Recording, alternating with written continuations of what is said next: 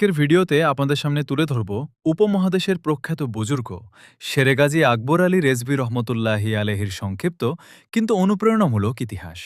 তার জীবন, এলম, দ্বীনের খেদমত এবং আল্লাহর পথে ত্যাগের কিছু গুরুত্বপূর্ণ ঘটনা জানলে ইনশাআল্লাহ আমাদের ঈমান আরও মজবুত হবে। তাই ভিডিওটি শেষ পর্যন্ত দেখুন, আর ভালো লাগলে অবশ্যই শেয়ার করবেন, যেন অন্যরাও এই মহান ব্যক্তিত্ব সম্পর্কে জেনে উপকৃত হতে পারে। চলুন বেশি কথা না বাড়িয়ে শুরু করা যাক। আল্লামা শেরে গাজী আকবর আলী রেজভী রহমতুল্লাহ ছিলেন আধ্যাত্মিক সাধনার জগতে এক শীর্ষস্থানীয় অলিয়াল্লাহ। তিনি শরীয়ত ও মারেফাতের উচ্চ মর্যাদা সম্পন্ন আল্লাহর অলি হিসেবে পরিচিত ছিলেন।